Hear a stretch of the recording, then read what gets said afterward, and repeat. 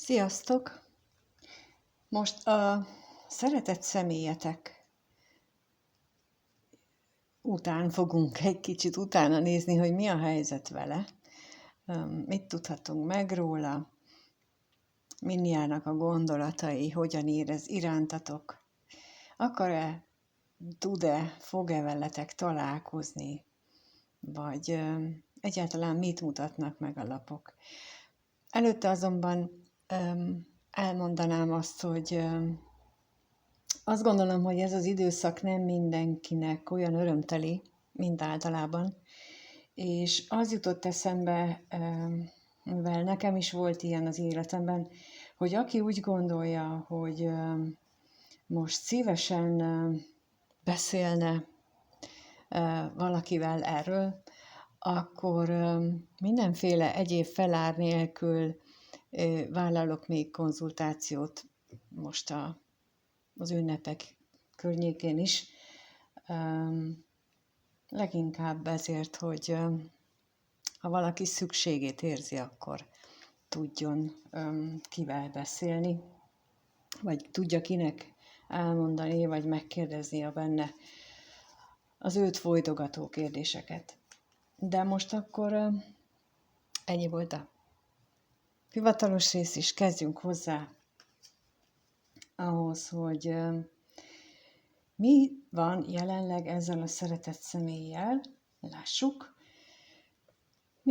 mi az ő jelenlegi helyzete.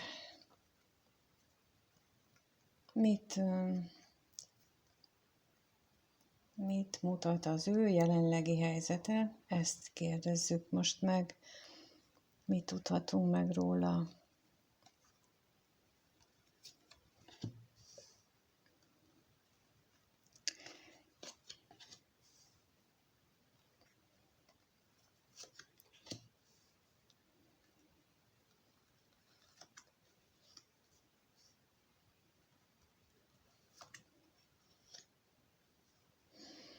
Úgy látszik, hogy nagyon sokat gondolkodik egy találkozáson, egy olyan találkozáson, ami számára egy kellemes időtöltést jelentene, de nagyon bizonytalan is abban, hogy ez hogyan sikerülne, mert úgy gondolja, hogy az, akivel ő találkozni szeretne, az nem biztos, hogy örülne ennek a találkozásnak, illetve önmagában sem biztos, hogy ő örülne neki. Viszont mindenképpen sokat gondolkodik rajta, de lássuk, hogy milyen találkozásról van itt szó, mi ez a látogatás, mit tudhatunk meg bővebben róla. Mi ez a látogatás? Hát ez egy olyan, aki iránt mély érzései vannak, és szeretne itt a látogatás alkalmával erről beszélni is, hogy ezekről az érzésekről. Bár valahogy most nem ezt érzem érzésileg, hogy ezt így konkrétan ki is mondaná, sokkal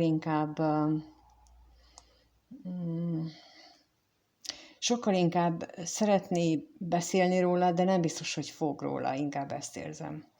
Hogy ő szeretne erről, és miért nem akar ő erről beszélni. Vajon, erre kérek még a szerelemre, miért nem akar ő erről beszélni, vajon, vagy hogyan, mit tudhatunk meg erről még pluszba.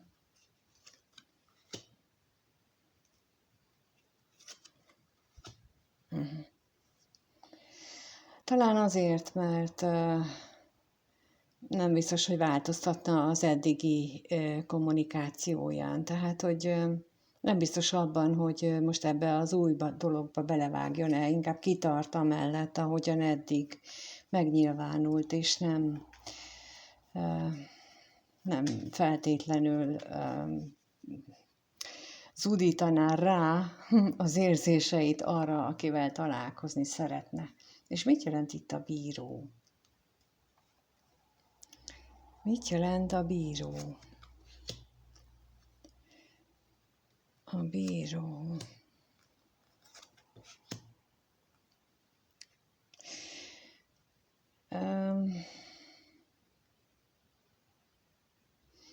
vagy az anyagiakkal, vagy valami értékes dologgal kapcsolatosan úgy érzi, vagy úgy van ő most jelenleg, hogy azt, mintha ellopták volna tőle,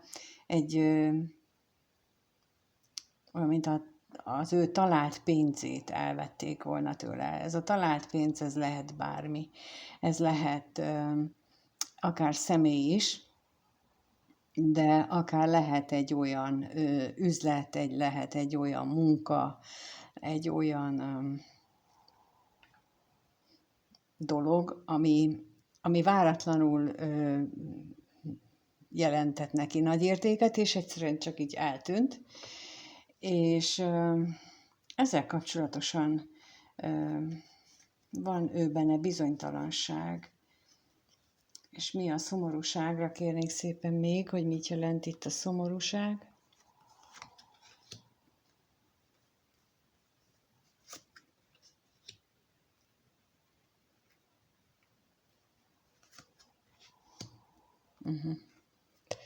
Igen, hát ez, mint mondtam, azért is bizonytalan, mert nem tudja, hogy az, akivel találkozni akar, mit szólna hozzá, illetve elképzelhető az is, hogy ő maga szomorú, de ezt nem hajlandó beismerni, vagy nem mindig ismeri be. Ezzel kapcsolatosan néha ködösít, néha maga előtt is. Itt az ellenséggel az önszabotálásnak az energiáját érzem. Szóval ez az akadályozó tényező úgy tűnik abban, hogy ő most találkozzon azzal, akivel szeretne, legalábbis gondolataiban nagyon ott van. Úgy látszik, hogy ez a gondolata. De megkérdezzük azért még, hogy még egyébként milyen gondolatok forognak a fejében, mik járnak ott, mi az, amit őt most gondolatban foglalkoztatja. Mi foglalkoztatja őt most gondolatban?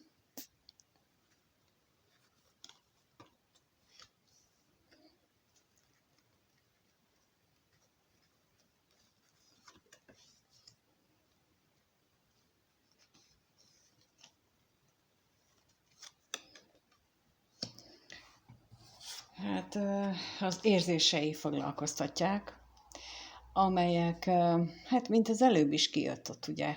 Tehát hogy azt érzékeltem, hogy ő beszélne is az érzéseiről, ugyanakkor meg úgy gondolja, hogy nem is változtatna az eddigi kommunikációján, és itt megint ezt mutatják a lapok, hogy a gondolatait egyrészt hogy a sors hogyan bánik vele, most így ez a kifejezés jött, hogy elbánik vele, mert az érzései azok elég felkavaróak a számára,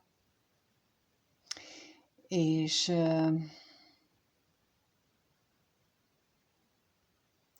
itt most az özvegyasszonnyal, hogy mindjárt rákérdezek, hogy ki ez az özvegyasszony, ki ez az özvegyasszony? Mindjárt ezt megkérdezem.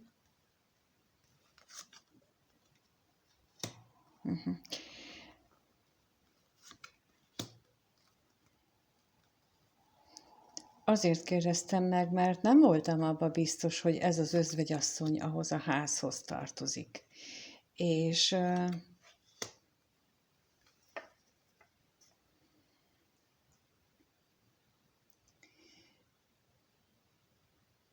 tulajdonképpen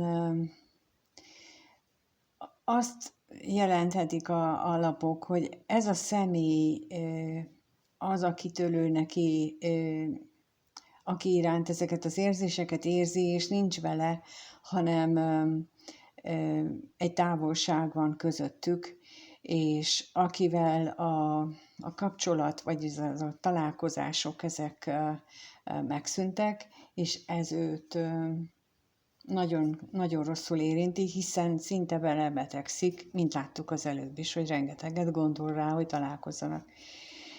és ugyanakkor pedig a gondolataiban ott van a ház, az otthona, ahol ő van, és mit gondol ezzel a házzal kapcsolatosan, ezt is megkérdezzük, hogy erről mit tudhatunk meg a házzal.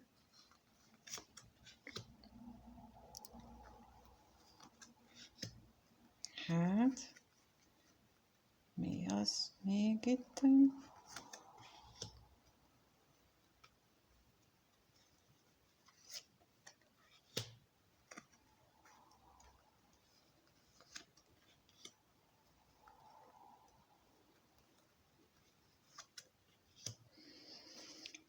Hát a házban, ahol ő van, ott úgy tűnik, hogy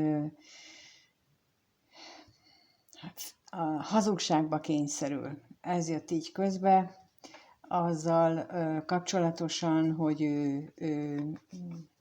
az ő félelmei, esetleg az ő kapcsolataival, ha mondjuk otthon valamilyen módon elszámolási kötelezettsége van, mondjuk, hogy hol és mit csinál, de mindenképpen otthon nem egy igazságbajnoka, és nem egy őszintességbajnoka, ezt akartam mondani, tehát nem az a legfőbb erénye, hogy otthon őszintén és mindig igazat mond. Viszont az éppen elégséges mennyiséget kommunikálja otthon, nem az látszik, hogy ő szívesen beszélgetne, vagy szívesen osztaná meg a dolgait, és rákérdezünk erre a bosszúságra is, hogy miért van itt az érzéseivel kapcsolatosan a bosszúság.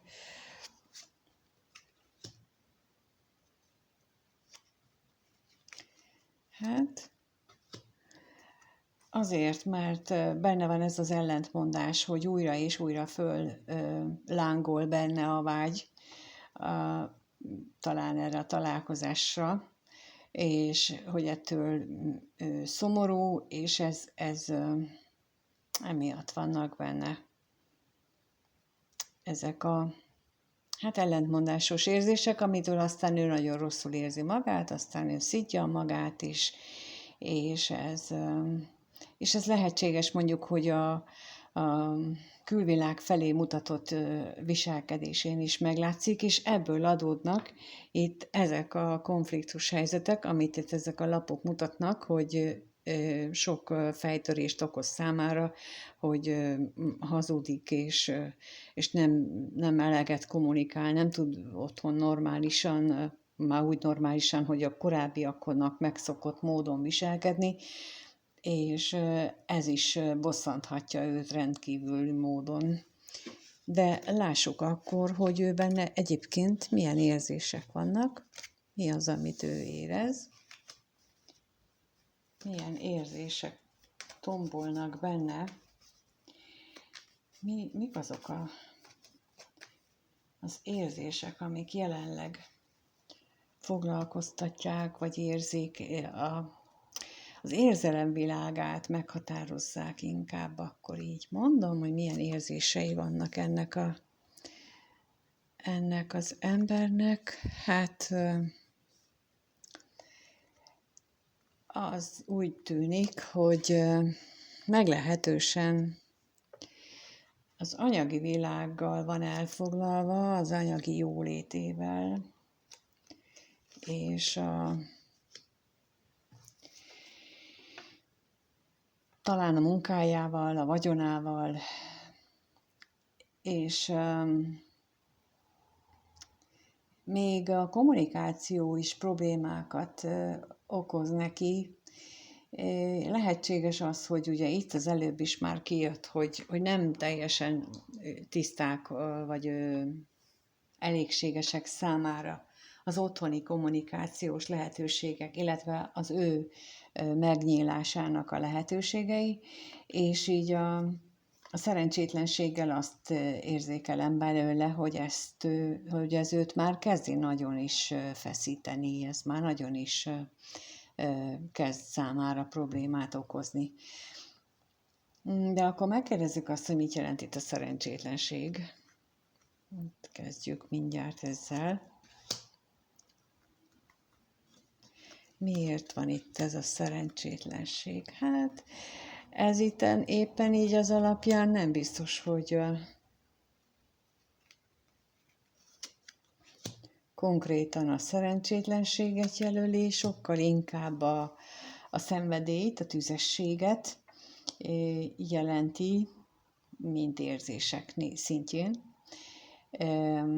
és nem a haragot meg a dühöt, bár lehetséges az is, hogy úgy nyilvánulnak meg ezek a frusztrációk benne, hogy harag és düh és kirohanásokból módján, mert itt viszont az látszik, hogy neki ezek a szenvedélyes tüzes érzései, azok hát nem is munkával, hanem egy testi vágyakozással vannak összefüggésben, a látogatással, egy olyan látogatással, ami állandóan akadályoztatva van, ahova nem tud akármikor elmenni, amiből kevésben van része, többet szeretne belőle, tehát itt ezt mutatják így a lapok, és az üzenetre is kérnek szépen, hogy arról mit tudhatunk meg, hogy üzenetből, hát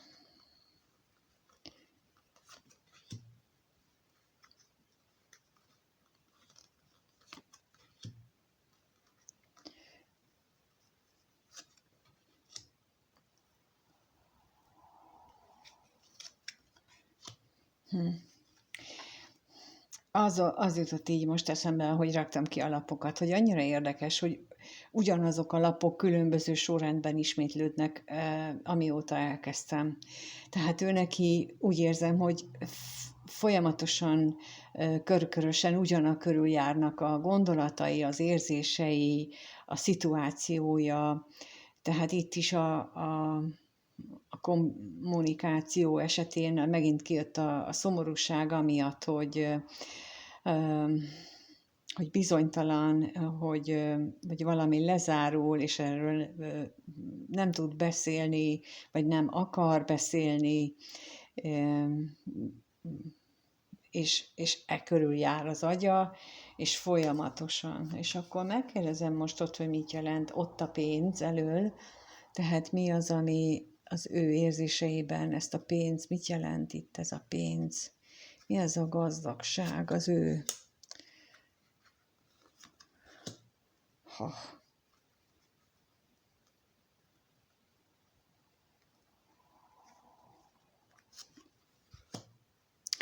Hát amennyiben van neki egy családja, vagy egy olyan kapcsolata, amiben van, akkor az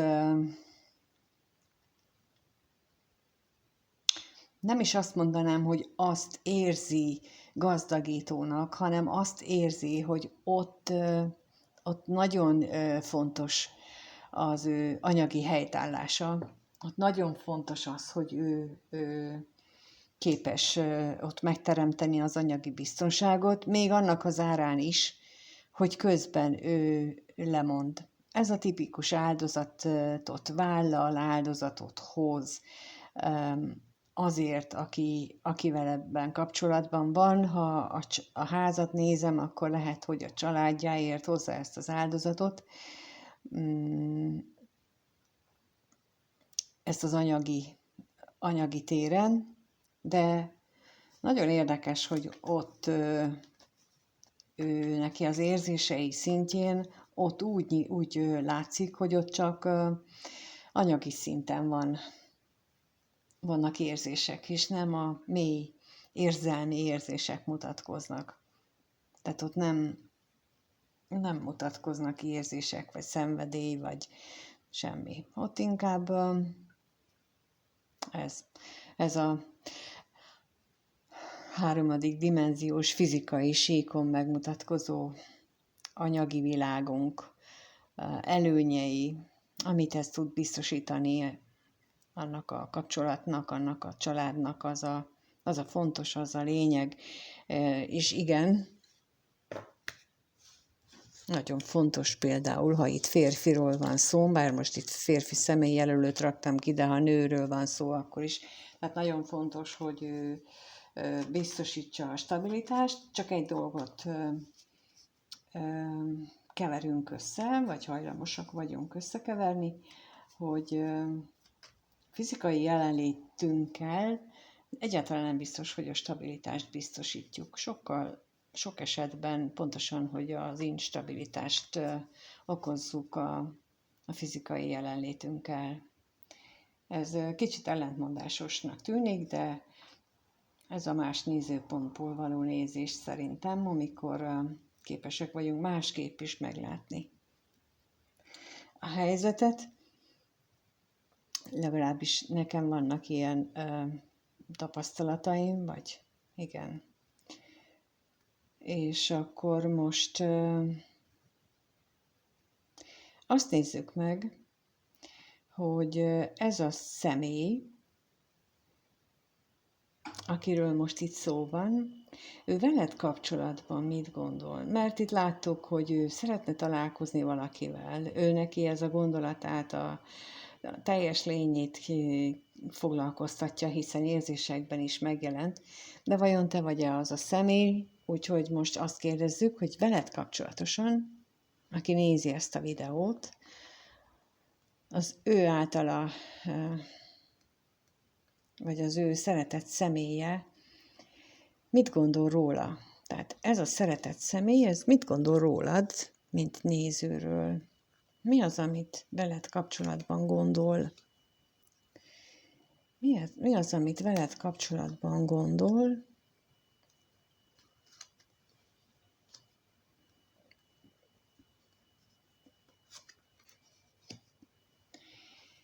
Hát te vagy a középpontban nála, ez biztos. Te vagy az a személy, akivel lehet, hogy a kapcsolata az most éppen megszűnt, vagy eltűnt, ellopták tőle, megfosztották tőle, vagy éppen titokban van a kapcsolatotok.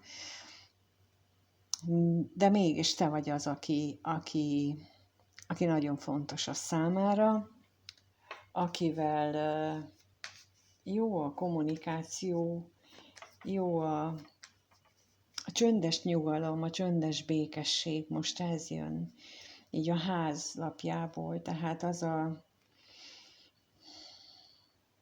a csöndes békesség, amit az ember otthon, a biztonságot jelentő otthonban megél valaki mellett, és ahhoz ahol nem a ház a lényeg, hanem az a másik személy. És akkor megkérdezzük, hogy mit jelent itt ez a szerződés, a levél? Milyen szerződés, vagy milyen kommunikáció, vagy mit jelent itt? Aha. Hát,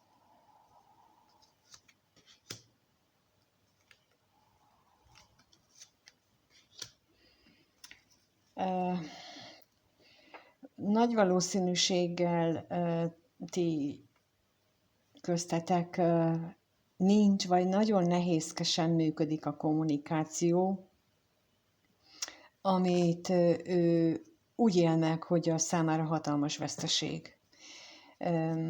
Amíg volt köztetek, az nagyon-nagyon boldogító, örömteli volt a számára, meglepően kellemesnek találta, viszont ezzel, hogy így megszűnt, illetve nem nagyon van,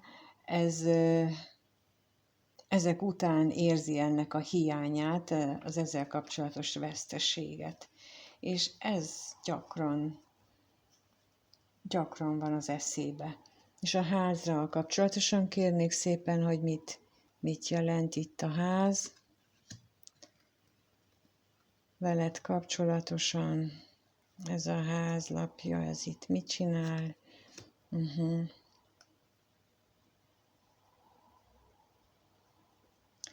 Hát nagyon sokat gondol arra, amit mondtam, tehát, hogy otthon van veled, ez egy teljesen új élmény számára, egy ajándékszerű élmény, ami, amit ő korábban nem ismert.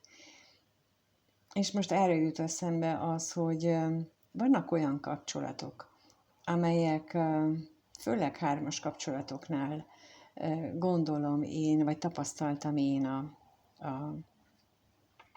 sok beszélgetés kapcsán, hogy azért jönnek létre, mert például az egyik vagy mindkét félnek meg kell ismerni azt az érzést, hogy van ilyen másfajta szeretet, másfajta érzés. Tehát, hogy az otthon lenni érzését, azt egész életében nem tapasztalta meg. És akkor találkozik egy emberrel, aki mellett ez teljesen földbe nyomja, olyan elemi erővel hat rá, olyan nagyon mélynek ezek az érzések, de nagyon sok esetben ez csak pontosan ezért van, hogy megismerjék azt az érzést, magát, hogy van ilyen is, hogy nem az a normális, amiben él. És nincs több abban a kapcsolatban, csak ennyi. Vagy pedig pontosan, hogy a testi vágyat tudják úgy megélni, itt most nem erről van szó, de a testi vágyat tudják úgy megélni, mint előtte máshol nem. Tehát, hogy vannak ilyen kapcsolatok, és akkor ezt most azért mondtam el, hogy ha úgy érzitek, hogy nem tudjátok, hogy miért van az például, hogy nem tudtok valakit elengedni, lehet ez is az oka, hogy ezt még magatokban nem fogadtátok el, hogy ő például nem is tudnátok vele élni. Tehát van olyan szituáció. És csak ezért van. Tehát, hogy itt a válasz a miértre, hogy miért kapcsolódik, ennyi. És nagyon sok ilyennel találkoztam már, hogy ezért jön egy kapcsolat az életünkbe, hogy megismertessen olyannal, amit csak ő tud megismertetni velünk. És ezek így meg vannak előre tervezve, csodálatos módon a teremtőnek a képzelőereje ebben a tekintetben határtalan, szóval nagyon-nagyon szép dolgokat tudnak meg komponálni születésünk előtt a lelkek, és ez is közé tartozik, én legalábbis úgy érzem. Na, amit még megkérdeznék, hogy mit jelent még itt a tolvaj? Azon kívül, hogy a kapcsolatotoktól őt megfosztották, úgy érzi, mit jelenthet itt még a tolvaj? Mit tudhatunk meg még ezzel kapcsolatosan?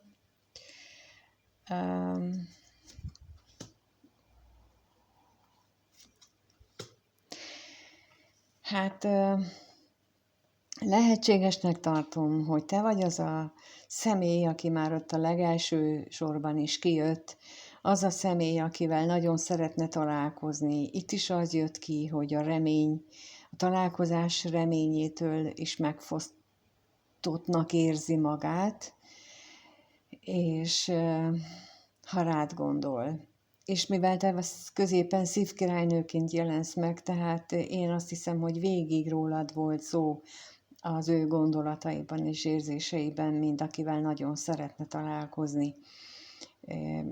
Ennyire nagyon egyértelműek az utalások, de akkor lássuk azt, hogy hogyan érez irántad. Lássuk, mit érez ő irántad. Mi az, amit ez a személy a néző iránt érez? Mit érez ő irántad?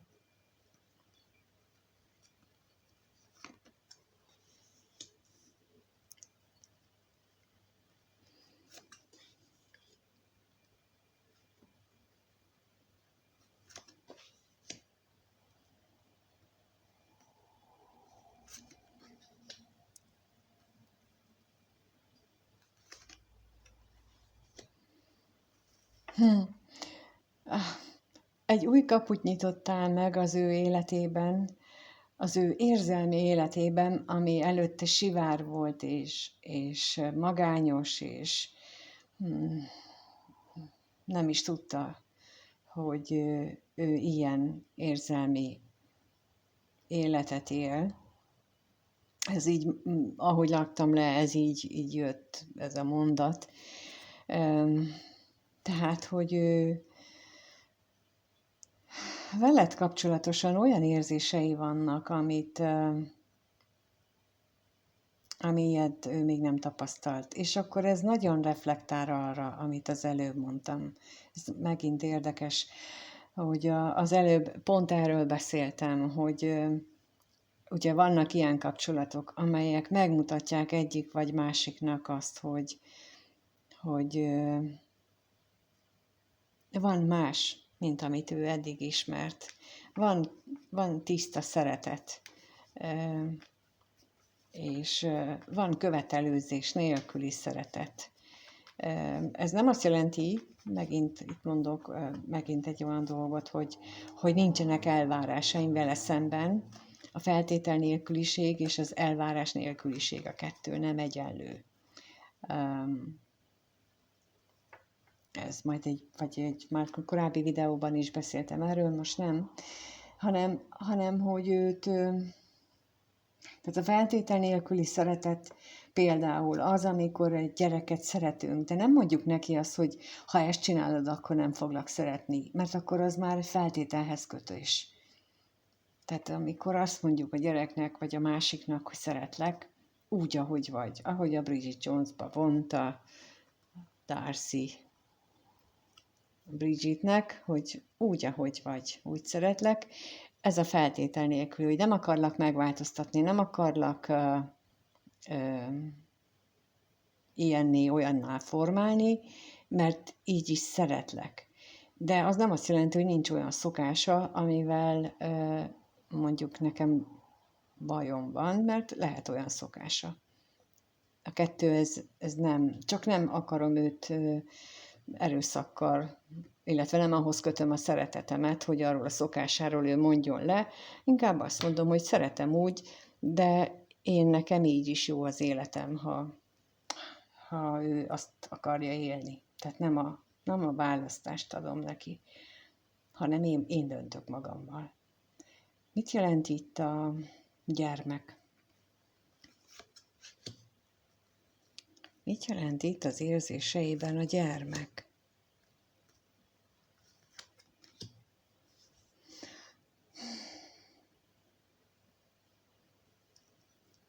A szomorúságot, a magányosság érzésének a szomorúságát. Tehát megint ezzel az érzelmekkel függ össze, hogy te megismertetted ezzel az érzéssel, most megéli a hiányát, és ennek a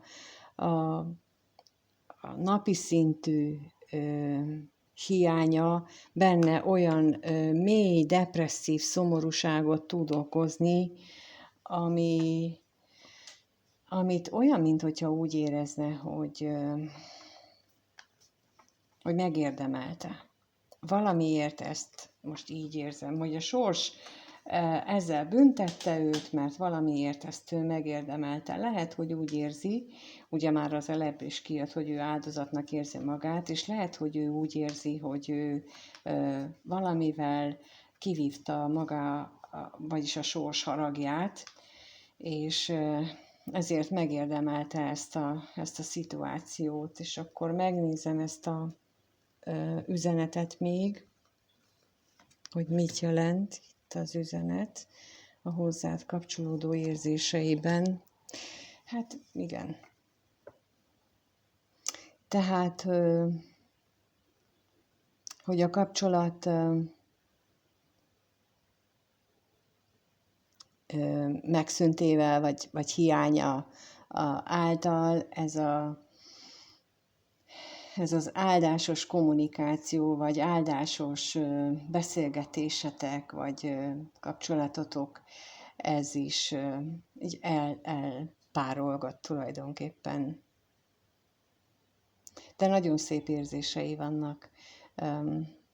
Nagyon jó érezni azt az energiát, amit most így a lapok közvetítenek nekem. Úgyhogy nagyon szeret téged, illetve szereti azt az érzést, amit át vagy belőle kiváltasz. És akkor megnézzük azt, hogy fog-e hozzád közeledni így az ünnepek előtt, alatt, közben, lesz-e köztetek valami találkozás. Arra kérdezünk rá, hogy akkor a néző és a szeretett személye között mi várható a következő 1-2 hetes időszakban? Mi várható a néző és a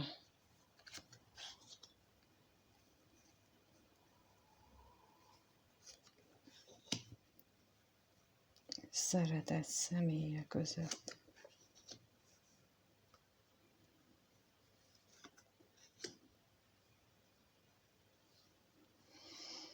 Hát úgy tűnik, hogy vágyakozás az lesz.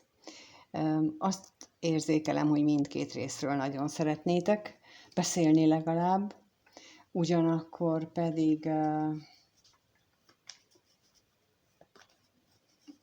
nem az látom, hogy konkrétan találkozásról lenne szó, bár rákérdezünk, hogy mit jelent, mit tudhatunk meg itt bővebben erről a vágyakozásról. Mi az a vágy itten? Hát találkozás, igen.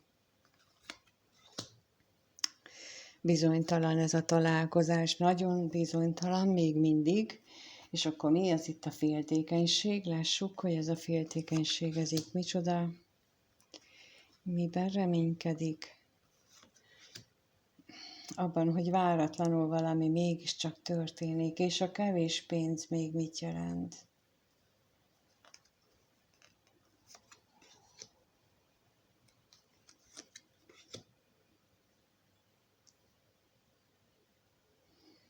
Igen, tehát ez a kettő így harmonizál egymással, tehát nagyon reménykedik abban, hogy történik valami rendkívül pozitív fordulat, hogy a sors az közbeavatkozik, és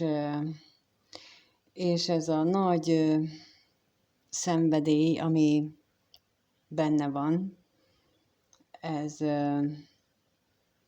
végre utat kap, nyílt utat kaphat a megnyilvánulásra. Azért remélem, hogy mindannyiótoknak mégis nagyon jól alakulnak vagy ez a következő időszak. Az se baj, ha rácáfolnak a dolgok a lapokra is, mégis lesz találkozás, de legalábbis örömtelien telik majd együtt az időtök. Kívánom mindannyiótok számára ezt. Köszönöm, hogy itt voltatok, köszönöm, ha lájkoltok, ha megírjátok, amit gondoltok, és mindenkit várok szeretettel, kommentben, e-mailben. Minden jót kívánok számotokra, sziasztok!